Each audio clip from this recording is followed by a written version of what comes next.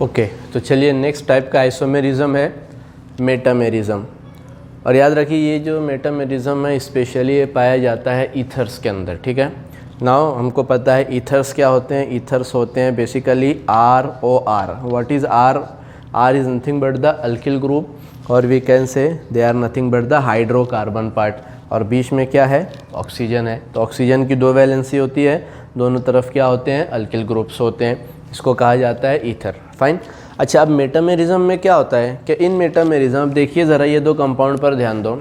ये भी एक ईथर है, ऑक्सीजन है, इधर एक अल्किल ग्रुप है, इधर एक अल्किल ग्रुप है। सिमिलरली यहाँ ये भी एक ईथर है, ये ऑक्सीजन है, इस तरफ एक अल्किल ग्रुप, इस तरफ एक अल्किल ग्रुप। अच्छा, अब देखते हैं इसमें ज़रा सबसे पहले तो इसका फार्मूला लिखते हैं, है ना। Molecular formula, how many carbons? 4 carbons, ये हो गया C4।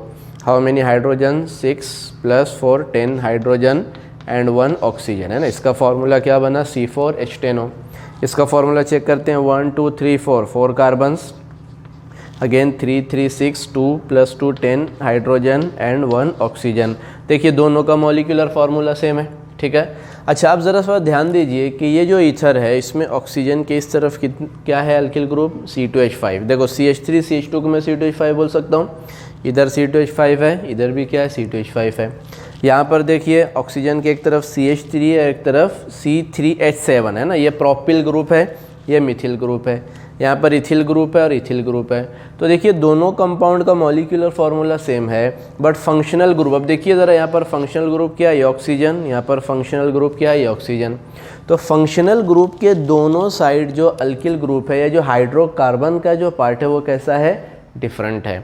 सो उन्हें कहा जाता है मेटामेरिज्म। सो मेटामेरिज्म और the metamers are the compounds having same molecular formula but the carbon chain on either side of functional group is different. अब देखिए इनके पास कार्बन चेन कौन कौन सी है? यहाँ पर 2 कार्बन की है, यहाँ पर 2 कार्बन की। फंक्शनल ग्रुप के दोनों साइड देखो, यहाँ पर देखो फंक्शनल ग्रुप के एक तरफ CH3 है और एक तरफ C3H7 है। तो अब इन दोनों के फंक्शनल ग्रुप के दोनों तरफ देखिए कार्बन की चेन कैसी है? डिफरेंट है। तो when compounds having same molecular formula, same functional group, but the carbon chain on either side of functional group is different, that is called as metamerism। आगे बात समझ में? तो ये कहलाता है मेटा, और स्पेशली ये कहाँ पर हो पाया जाता है? ईथर्स के अंदर पाया जाता है। फाइन। अब एक लास्ट है tautomerism. Now what do you mean by tautomerism? देखिए टॉटोमेरिज्म बहुत आसान सी चीज़ है, बिल्कुल सिंपल है। ज़रा सा हम लोग एक एग्जांपल से उसको देखेंगे। चलिए ये वाले कंपाउंड के ऊपर गौर करो ज़रा। अब एक काम करो, ये चेक करो तो ज़रा, ये क्या है? This is nothing but the ketonic group, है ना। देखिए यहाँ पर बहुत सारे कार्बन हो सकते हैं, ठीक है। यहाँ पर एक कार्बन का पार्ट होगा, ये इस तरफ कार्बन है, दोनों तरफ कार्बन है, बीच में C डबल बॉन्ड और ग्रुप है, ये क्या बन गया? हमारा कीटोनिक ग्रुप बन गया, ठीक है। ये कार्बन को नहीं बताता। इसी तरह ये कार्बन के पास भी बहुत सारे हो सकते हैं, हाइड्रोजन हो सकता है, कार्बन हो सकता है, और एक हमने क्या कर दी? यहाँ पर एक हाइड्रोजन रखी। अच्छा, इसके अंदर जो फंक्शनल ग्रुप है ये कीटोनिक ग्रुप है, इसे बोला जाता है कीटो फॉर्म, ठीक है। इस फॉर्म को क्या बोला जाता है? Keto form. अब ध्यान से देखिए ज़रा मैं क्या कर रहा हूँ, बहुत ध्यान से समझना। मैं सिर्फ क्या कर रहा हूँ, यहाँ से ये हाइड्रोजन जो है, अब देखिए ये फंक्शनल ग्रुप वाला कार्बन है, फंक्शनल ग्रुप के बाजू वाले कार्बन को बोला जाता है अल्फा कार्बन। जैसे हमारी नंबरिंग होती है ना 1 2 3 4, इसी तरह ग्रीक में नंबरिंग चलती है alpha, beta, gamma, delta and so on. तो देखिए ये कार्बन तो हमारा मेन कार्बन है फंक्शनल ग्रुप वाला, उसके बाजू वाला जो कार्बन होता है जो डायरेक्टली फंक्शनल ग्रुप के कार्बन से अटैच हो, that is called as alpha carbon. और अल्फ़ा कार्बन के पास जो हाइड्रोजन होती है that is called as alpha hydrogen. तो ये वाली हाइड्रोजन कौन सी हो गई? This is nothing but the alpha hydrogen. अब मैं सिर्फ क्या करता हूँ कि ये जो अल्फ़ा हाइड्रोजन है ना, इस अल्फ़ा हाइड्रोजन को मैं यहाँ से रिमूव करता हूँ और उसको देता हूँ इस ऑक्सीजन को। बहुत ध्यान से समझना। एक काम सिर्फ मैंने किया कि कीटोन के अंदर जो अल्फ़ा हाइड्रोजन थी, उस अल्फ़ा हाइड्रोजन को मैंने क्या किया, कीटोनिक जो ऑक्सीजन थी उस ऑक्सीजन को दे दी। अब सिर्फ वैलेंसीज हमको बराबर रखनी है, ठीक है। हमको पता है हाइड्रोजन 1 बॉन्ड बनाता है, ऑक्सीजन 2 बॉन्ड बनाता है और कार्बन 4 बॉन्ड बनाता है, ठीक है। अब बहुत ध्यान से समझिए, अगर मानता हूँ कि यहाँ से ये हाइड्रोजन को मैंने रिमूव किया और ये हाइड्रोजन को रिमूव करके मैंने इस ऑक्सीजन को दिया, तो सबसे पहले बताइए ये ऑक्सीजन के पास तो ऑलरेडी डबल बॉन्ड है ना। अगर ये हाइड्रोजन भी इस ऑक्सीजन के पास आ गई तो ऑक्सीजन के कितने बॉन्ड हो जाएंगे? 3 बॉन्ड हो जाएंगे, जो पॉसिबल है क्या? नहीं। इसका मतलब 1 बॉन्ड कम करना पड़ेगा, तो ऑक्सीजन क्या करेगा, यहाँ से एक अपना बॉन्ड क्या करेगा, यहाँ से ब्रेक करेगा। देखिए ये दो में से एक बॉन्ड यहाँ से इसने ब्रेक किया, इन दोनों के बीच में क्या हो गया, सिंगल बॉन्ड हो गया, और सेकंड बॉन्ड जो ऑक्सीजन का है वो किसके साथ आ जाएगा, हाइड्रोजन के साथ। आगे ये बात समझ में। अच्छा अब ये कार्बन को देखिए 1 2 3 4, पहले 4 बॉन्ड थे, 4 में से एक बॉन्ड ऑक्सीजन ने ब्रेक किया, कितने बॉन्ड हो गए इसके, 3 बॉन्ड हो गए।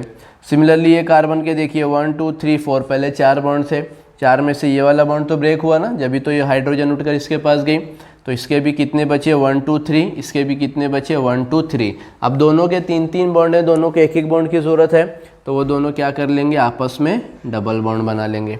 आती है बात समझ में। अब देखिए इसके भी 4 बॉन्ड, यहाँ से बॉन्ड ब्रेक हुआ, यहाँ बना लिया, इसी तरह इसका बॉन्ड यहाँ से ब्रेक हुआ तो उसने भी यहाँ बना लिया।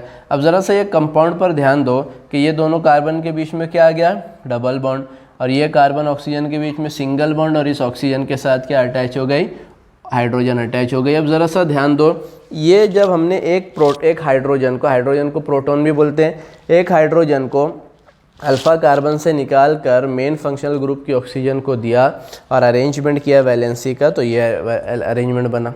आगे बात समझ में।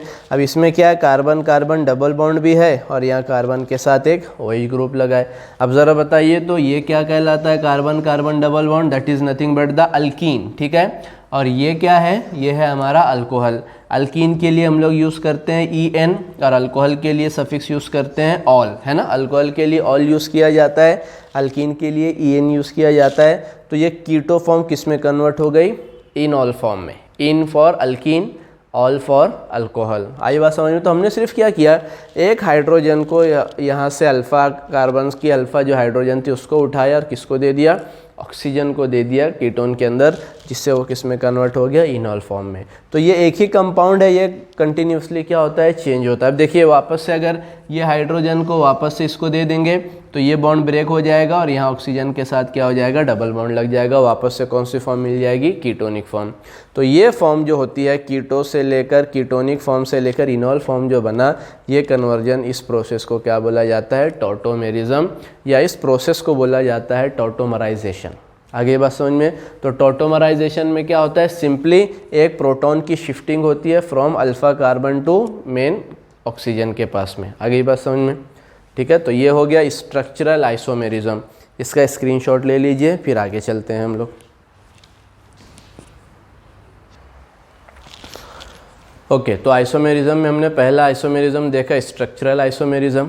सो what is structural isomerism, the compounds having same molecular formula but their structures are different, ठीक है। स्ट्रक्चर डिफरेंट है मतलब कि उनके अंदर एटम्स के अंदर की बॉन्डिंग कैसी होती है, डिफरेंट होती है। उसमें 4 to 5 टाइप्स हमने देखी।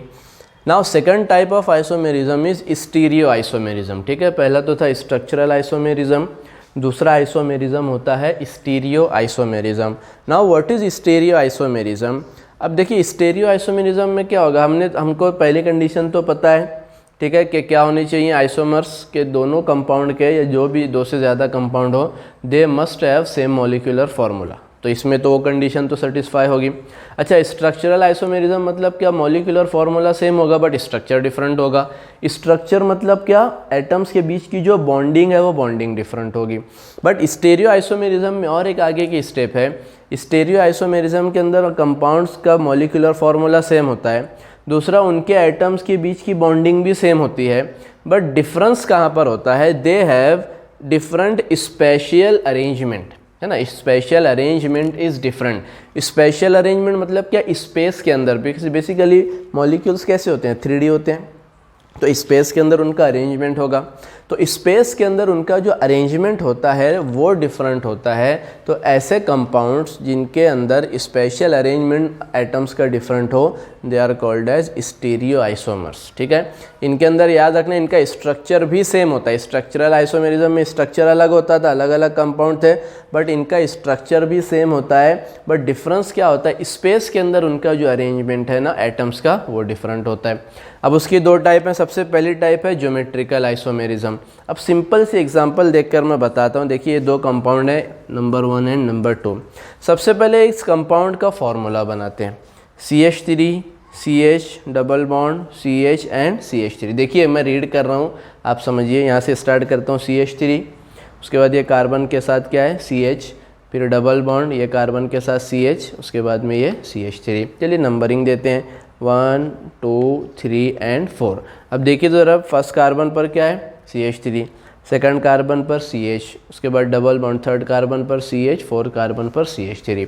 यहाँ पर भी देखते हैं CH3 CH, double bond CH and CH3। यहाँ भी नंबरिंग देते हैं 1 2 3 एंड 4।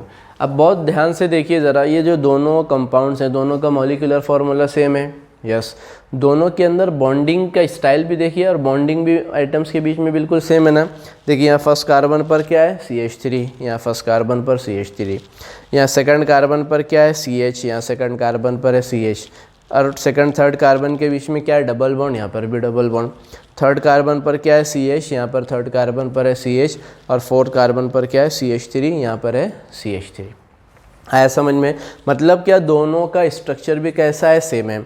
अच्छा, अब इन दोनों स्ट्रक्चर को देखकर बताइए कि डिफरेंस क्या लग रहा है। बहुत ध्यान से समझना। देखिए बिल्कुल सिंपल है, यहाँ पर कार्बन कार्बन डबल बॉन्ड है। अब कार्बन कार्बन डबल बॉन्ड में ऊपर की तरफ दोनों क्या है हाइड्रोजन, और नीचे की तरफ दोनों क्या है CH। इसका मतलब अगर हम लोग इसको स्पेस में रखेंगे तो कैसे रखेंगे, ये कार्बन कार्बन डबल बॉन्ड, यहाँ पर दोनों हाइड्रोजन, नीचे दोनों तरफ CH3 ग्रुप है। इसमें चेक करिए, ये कार्बन कार्बन डबल बॉन्ड में अब हाइड्रोजन दोनों ऊपर है क्या, एक हाइड्रोजन ऊपर की साइड है और एक हाइड्रोजन नीचे की साइड। सिमिलरली एक CH3 नीचे की तरफ है, एक CH3 कहाँ पर है, ऊपर की तरफ। मतलब अगर इसका स्ट्रक्चर देखा जाए या इसका एटम्स का स्पेस में अरेंजमेंट देखा जाए तो ये कार्बन कार्बन डबल बॉन्ड हो गए, एक हाइड्रोजन ऊपर है, एक हाइड्रोजन नीचे है। इसी तरह एक CH3 ऊपर है, एक CH3 नीचे है। अच्छा, इसमें कैसा है, कार्बन कार्बन डबल बॉन्ड के ऊपर दोनों साइड ऊपर की तरफ हाइड्रोजन और नीचे की तरफ क्या है CH3। देखिए यहाँ पर CH3 दोनों नीचे की तरफ है, यहाँ पर हाइड्रोजन दोनों ऊपर की तरफ। यहाँ एक हाइड्रोजन ऊपर है, एक नीचे है। इसी तरह यहाँ एक CH3 ऊपर और एक नीचे। तो एटम्स का अरेंजमेंट कैसा हो गया, स्पेस में डिफरेंट हो गया। तो इन्हें क्या बोला जाता है, ज्योमेट्रिकल आइसोमर्स। आया समझ में? दूसरा होता है ऑप्टिकल आइसोमर्स। अब ऑप्टिकल एक्टिविटी जब हम लोग हैलोजन डेरिवेटिव का पार्ट देखेंगे तो उसमें डिटेल में आएगा, इतनी डिटेलिंग यहाँ पर है नहीं। बेसिकली ऑप्टिकल आइसोमेरिज्म में क्या होता है, दो कंपाउंड होते हैं, सेम मॉलिक्यूलर फार्मूला, बट वो एक दूसरे के non super impossible mirror images होते हैं। So they are called as optical isomers. But ज़्यादा मेनली फोकस यहाँ पर किसको करना है, ज्योमेट्रिकल आइसोमर्स को। समझ में आ गई बात? तो ये हो गया आइसोमेरिज्म किस टाइप का, स्टीरियो आइसोमेरिज्म। पहला जो हमने देखा था वो स्ट्रक्चरल आइसोमेरिज्म था, सेकंड जो हमने देखा that is called as stereo isomerism. ठीक है, इसका भी स्क्रीनशॉट ले लीजिए। अब नेक्स्ट लेक्चर में हम लोग अगले टॉपिक की तरफ चलेंगे। Thank you.